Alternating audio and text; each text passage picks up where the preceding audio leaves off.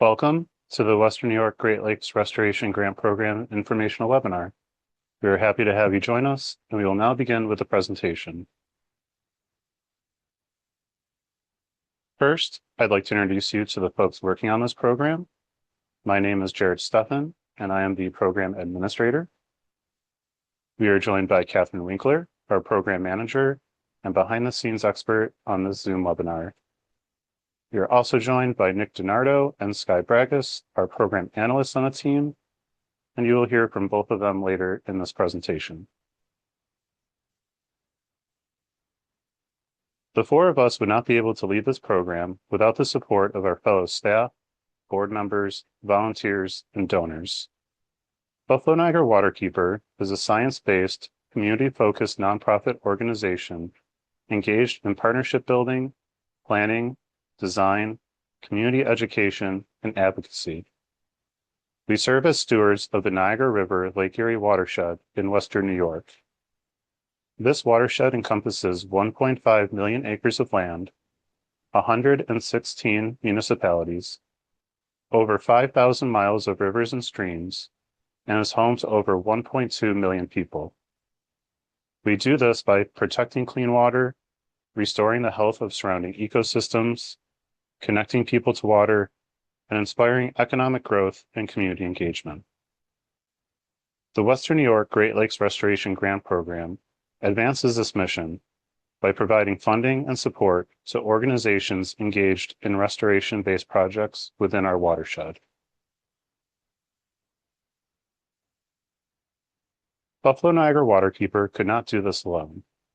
We are supported by funding from the United States Environmental Protection Agency through the Great Lakes Restoration Initiative. The Great Lakes Restoration Initiative, or GLRI, was launched in 2010 to accelerate efforts to protect and restore the largest system of fresh surface water in the world, the Great Lakes. In 2024, the EPA created several community-based grant programs throughout the Great Lakes Basin in order to make it easier for communities to apply for, obtain funding for, and implement federally funded grant projects that advance the goals of the GLRI. We are also grateful for our partner organizations that have helped us develop and implement this program. Community Foundation for Greater Buffalo, Erie County Department of Environment and Planning, and the Lake Erie Watershed Protection Alliance. Before we get into more program details, I want to go over how we will handle questions about the program through this webinar and after the webinar. All questions must be submitted in writing. For those attending the webinar live, we encourage you to ask questions throughout the presentation. At any time during the presentation, you may navigate your cursor to the bottom of the Zoom webinar window to find the Q&A button. We will use this Q&A feature to collect your questions throughout the presentation. When you click on the Q&A button, a new window will appear. At the bottom of this new window is a field for you to type your questions. You may ask your question at any point in the presentation. We ask that you make a new entry for each new question, rather than having multiple questions in one entry. Before you submit your question, you'll have the option to ask the question anonymously. You can do this by clicking the Send Anonymously checkbox next to the Submit button. After a question is submitted, all participants will be able to see your question in this Q&A window. If you notice a question appear that you also had, we ask that you like the question so that we know how many others have that same question. At the end of the presentation, we will review all of the questions received and begin to answer them to the best of our ability.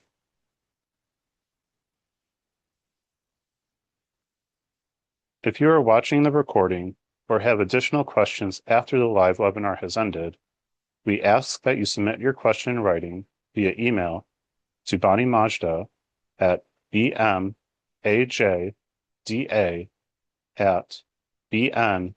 waterkeeper.org. To ensure we notice your question, please use WNYGLRGP question as the subject line of your email. All questions received and full responses during today's webinar will be posted publicly on the grant program webpage in a frequently asked questions resource document on Monday, March 30th. This frequently asked questions, or FAQ resource, will be updated regularly until the question period closes on Wednesday, April 8th at 3:00 p.m. Eastern Time. Now that we've gone over the protocol for asking questions, we will move on with the rest of the presentation. I will now pass it to Nick to discuss program details. Thanks, Jarrett. Hi, everyone. My name is Nick DiNardo, and I'll be walking us through some of the grant program details. In this section, we'll be going over the anticipated award amount, organization and project eligibility, required project components, use of funds, and award requirements. So the total amount available for awards is $1.6 million. Each funding request must be at minimum $25,000 and at maximum $500,000. We're anticipating awarding up to 10 projects in total. Specific award amounts will depend on how many applications we receive and for the amounts requested. The funding pool is available for all project types and amounts. In a little bit, I'll get into more about the specific project types. For the eligible applicants, organizations that are eligible to apply include nonprofit 501c3 organizations, municipal or tribal governments, quasi-municipal entities such as authorities or soil and water conservation districts, and public or nonprofit institutes of education. Two or more of these eligible organizations may submit an application together as part of a partnership. For the purposes of this funding opportunity, a partnership must designate a lead organization. The lead is responsible for submitting the application to the online application portal. If submitting as the lead applicant of a partnership, you must include a letter of partnership commitment from all partnered organizations on an official letterhead signed by an authorized official of that organization. Partnerships are not required for this funding opportunity, and there is no preference for partnerships as a part of the evaluation criteria. Individuals and for-profit businesses cannot apply or be listed as partners.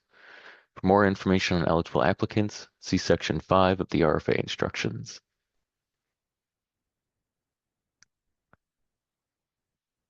For the eligible project locations, projects must be located within the Niagara River, Lake Erie watershed within western New York. This area includes all of Erie County, portions of Niagara, Genesee, Wyoming, Cattaraugus, and Chautauqua counties. Very small portions of Orleans and Allegheny counties are also included. There is an online interactive map on the program webpage that allows you to search the eligible watershed area by address, coordinates, or through a manual search. For more information on eligible project locations and a link to the online interactive map, see Section 6.1 of the RFA instructions. So now getting into the project types, there are 3 eligible for funding as a part of the grant program: invasive species control efforts, habitat restoration, and stormwater runoff reduction. Projects must include at least one of these project activities, but can include 2 or all 3 of them. Now we'll get into the specifics for each of the 3 activities. So the first project activity is invasive species control efforts. This includes preventing, controlling, or mitigating the spread of aquatic or terrestrial invasive species. This can be done through public outreach or education that promotes awareness to prevent the spread, such as a boat launch stewardship program that includes boat inspection and washing stations. Or it can include traditional control through mechanical or chemical treatment that controls existing populations or retreatment of controlled areas. The next project activity is habitat restoration. Habitat restoration must improve water quality and enhance natural ecosystems for plant communities and wildlife. Examples of this include stream bank stabilization using nature-based techniques, restoration of streams, riparian zones, or coastal areas to improve habitat connectivity, and in-stream restoration to improve aquatic habitat for fish and aquatic wildlife. The project may also be a combination of various habitat restoration activities that lead to the improvement of water quality and natural ecosystem enhancement for plant and wildlife communities. The third project activity is stormwater runoff reduction. This includes work that reduces or prevents stormwater runoff in order to improve water quality. This may involve the construction or enhancement of wetlands, rain gardens, or bioswales. It may also include work to reduce or prevent runoff, flooding, and erosion, or other implementations of green infrastructure being predominantly nature-based solutions to address stormwater filtration and groundwater infiltration. So the three project types again, your project must involve at least one of these activities, may include two or all three in order to be eligible. Projects can also include other elements such as youth education or stewardship, provided that they are hands-on, place-based experiential learning opportunities and engage youth in the kindergarten through 12th grade age range in Great Lakes environmental stewardship. Standalone youth education or stewardship projects are not eligible for funding. For more information about the project types, see Section 2, and for eligible co-benefit activities, see Section 3 of the RFA instructions. With that, I'll pass it back to Jarrett to further discuss more grant program details. Projects are required to have two environmental components. The first environmental component is that the project must address one or more of the listed GLRI measures of progress. GLRI measures of progress focus on outputs and outcomes that can be measured and reported on as part of tracking the progress of achieving the long-term goals of the Great Lakes Restoration Initiative. Your project must address and report on at least one of the GLRI measures of progress listed on the screen or also listed in Section 6.5 of the RFA instructions. More specific resources about the GLRI measures of progress can be found in Appendix D of the RFA instructions under GLRI resources. The second environmental component is that the project must address one or more regional, local, or community environmental plans. We want to make sure that the project aligns with a goal or recommendation that has been identified by communities and for communities in the Niagara River Lake Erie watershed specifically. Such goals or recommendations can be found in regional or local environmental planning documents, published planning recommendations, or other community source survey analysis. As part of this component, projects must specifically address a quantitative or qualitative outcome as identified by the chosen environmental plan or plans. For more information on this component, see Section 6.5 of the RFA instructions.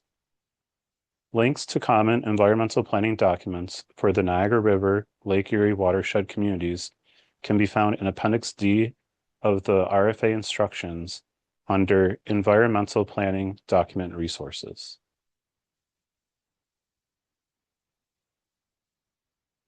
Projects must also have a community participation component that is appropriate for the project work involved.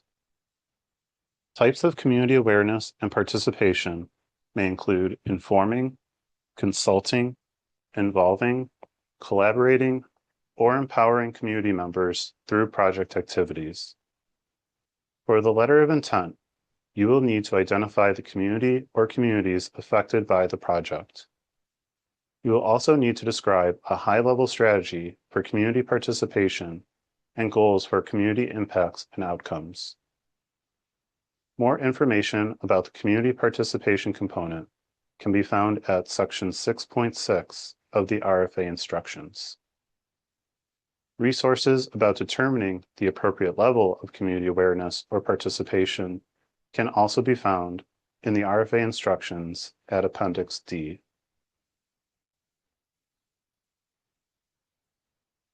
Project funds may be used for project costs associated with personnel, fringe, travel, equipment, supplies, contractual, construction, other items, and indirect costs.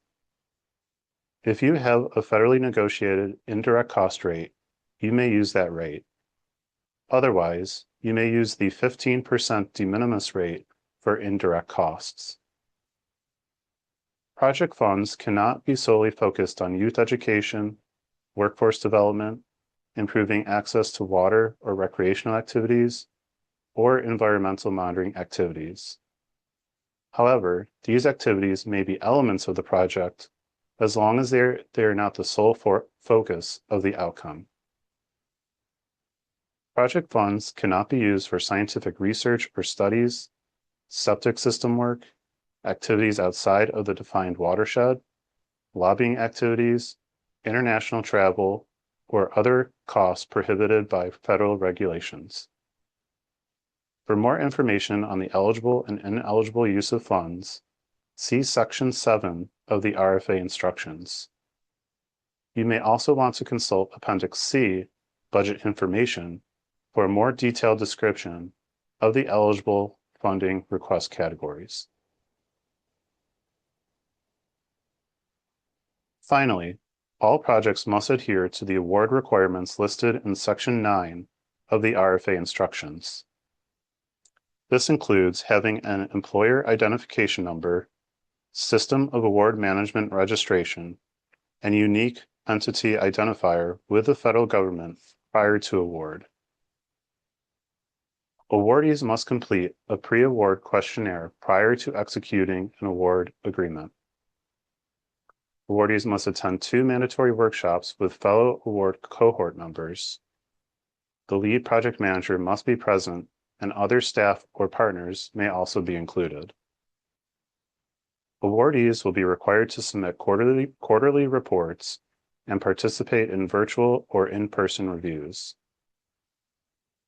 Invoices for payment will be done on a reimbursable basis and must be submitted at most monthly and at least quarterly. Awardees must follow federal procurement policies when selecting contractors for project work. If deemed necessary by EPA, awardees must develop and gain approval of a quality assurance project plan prior to conducting in-the-ground work. We will work with awardees through the quality assurance project plan process. Finally, awardees are required to follow the general terms and conditions of the federal government, EPA, and the GLRI. Now that we provide a review of the grant program details, I'll pass it to Sky to discuss the application process. Hi everyone, Sky Bregas speaking. In this section, I will touch on the RFA instructions and resources.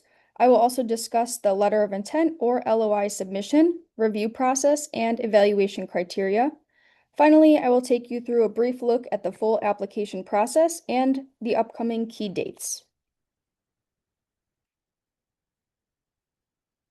For the instructions and resources, all instructions as well as relevant resources will be published on the grant program webpage at bnwaterkeeper.org/grant program.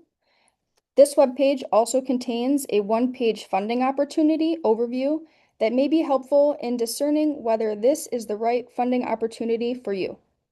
Appendices A through D provide definitions for key terms, application materials, budget information, and other additional resources that will be helpful for developing your project and application.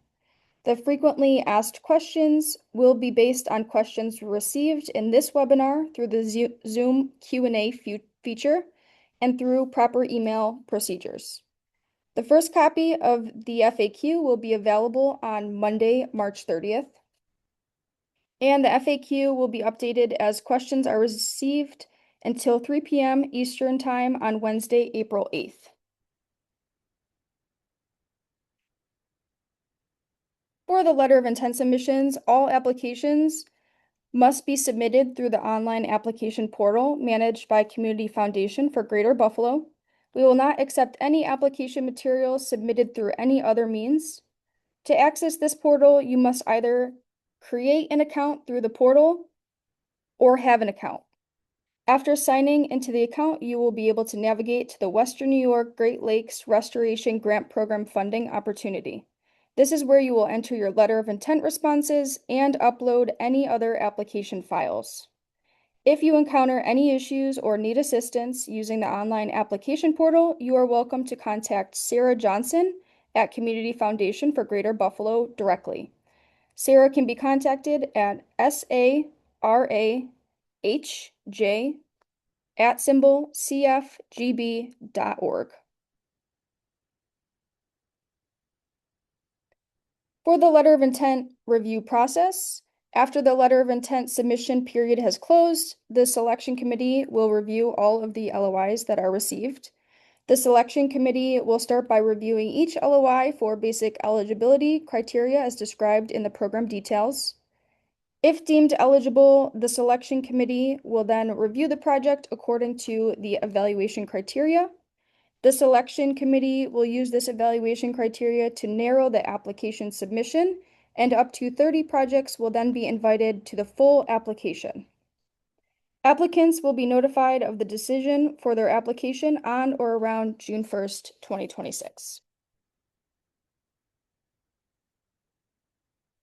For the LOI evaluation criteria, there are 7 components to this evaluation criteria.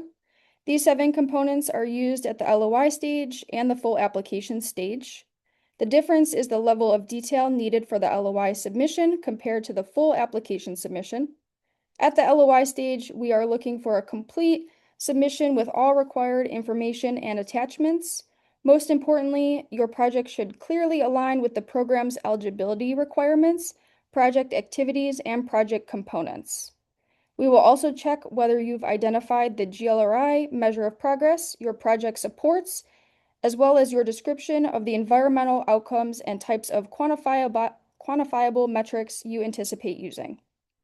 We will also review how your work aligns with regional, local, or community plans or data that inform your project goals and the type of metrics you expect to use to demonstrate this progress. We will review your description of the community or communities affected by your project and your summary of how they'll be made aware or involved in the project. We will also check whether the approach and scope of work and timeframe are realistic. We will also evaluate the current planning status and any considerations such as permitting requirements, landowner access, or existing community support that may impact the readiness of the project to proceed.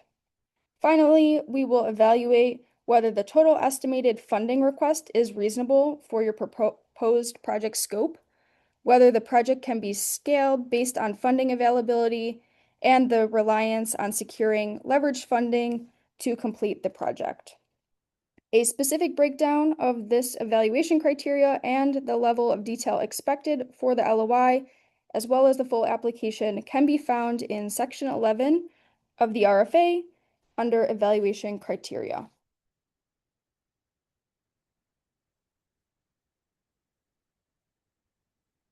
For the full applications, these will build on the responses submitted from the letters of intent.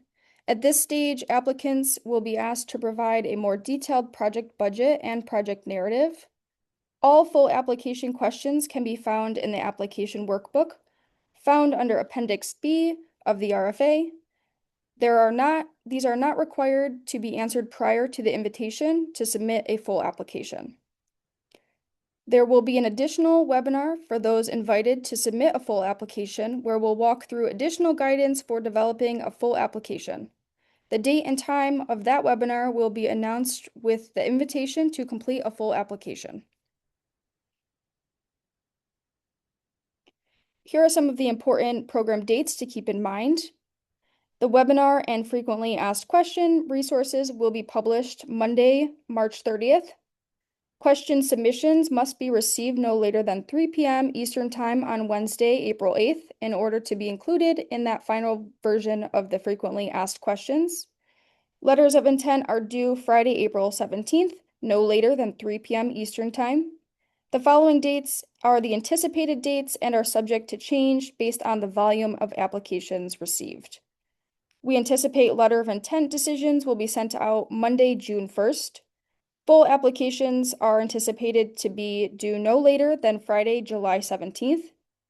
It is anticipated that full application decisions will be shared no later than Monday, October 26th. And finally, we expect sub-award start dates to begin sometime in January 2027. These dates can also be found in Section 3 of the RFA instructions. At this point, this concludes our webinar, and I will now pass it back over to my colleague Jarrett to address any questions that have been submitted. Thank you, Sky. So we've talked for a bit now, and it's time to hear from you. Catherine has been collecting your questions, and we will now answer them to the best of our ability. All questions asked will be represented in the FAQ that will be published on Monday, March 30th. We will continue to accept questions through the Q&A button as we answer the questions, and we'll stay on the line a little bit later if you're still typing. So with that, let's begin with our first question. Thanks, Jared. The first question we have is about eligibility of applicants. They would like to know, can a 501c4 submit a proposal? Thank you. A 501c4 is not able to submit a proposal. It must be a 501c3 or nonprofit organization. Thank you. We got a question about eligible funds. This participant would like to know if there is a limit on how much money can be spent on engineering and feasibility as opposed to actual construction. Could a project be entirely an engineering study? This is because their total construction project would exceed our funding that we have available. That is a very good question. Costs can be used for engineering and feasibility. There is no specific limit on the dollar amount for those activities. However, the project must end with construction or something in the ground that has been completed. Great. So just to be more clear, study-only applications will not be eligible. It does have to have something that we can record and measure towards the GLRI measures of progress at the end of the award period. Okay, thank you. Another question about eligible projects. Would a project that is currently underway be eligible? That is a good question. I may need to have more information about those kinds of projects, but I don't think anything would preclude a project underway from requesting more funding to be completed. Okay. Provided that they meet the goals of the GLRI, is there a minimum size project that you're looking for in terms of acres, stream miles, etc.? No, there is no minimum size or requirement. The only requirement is that it addresses one of those GRI measures of progress. We will evaluate projects based on those 7 evaluation criteria. So all of those elements will be at play, but there is no minimum GRI measures of progress output that needs to be reached in order to be eligible. Great, thank you. Can you speak a bit more about the leveraged funds that we expect to be included? So leverage funds are not a requirement. It's possible that some projects are either part of a larger project or feed into other active work that is being done. That is something we'd like to know about so we know how this proposal fits into a larger vision or project work that's underway. But again, there is no specific leverage required for this application. Great. One more question about grantee eligibility. Is a nonprofit that already has an EPA grant eligible for this grant? Yes. A nonprofit that already has an EPA grant would be eligible for this grant as well. All right. What about an organization that runs a workforce development program focused on stormwater runoff reduction? Would they be able to apply?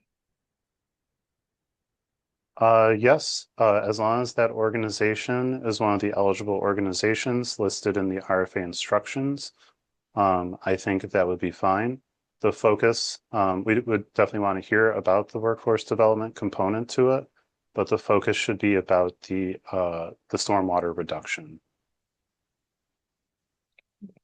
A question about GLRI measures.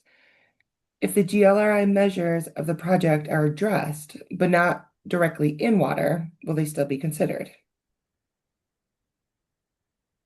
Yes, projects do not have to be directly in water. They can be in streamlines, riparian zones, and upland areas, as long as they're within the watershed. Great. We only have one more question in the queue, so if anyone else has any questions, please type them in. The question that's remaining is, can Buffalo Niagara Waterkeeper be a consultant for work included in the grant proposal? So Buffalo Niagara Waterkeeper staff, since we are managing the application process and ultimately awarding the funds, I don't know if we wouldn't be a consultant necessarily, but there will be if awarded, there will be access to staff for technical assistance that will probably you know work in a certain way based on what the project is. But for the purposes of applying, Waterkeeper should not be listed as a consultant necessarily, and Waterkeeper staff should not be asked to be consultants or to know anything about the project so that we can have a fair system for evaluating our projects. Thanks, Jared. That was the last question that we have in the Q&A box. All right. Well, thank you everyone for joining us for this webinar. We hope that you have found this helpful in determining whether to apply and for developing your application. Again, we will be posting written responses to the questions asked here in our frequently asked questions resource document on the grant program webpage. That's at bnwaterkeeper.org/grant program. So again, we hope you found this helpful, and this concludes the webinar.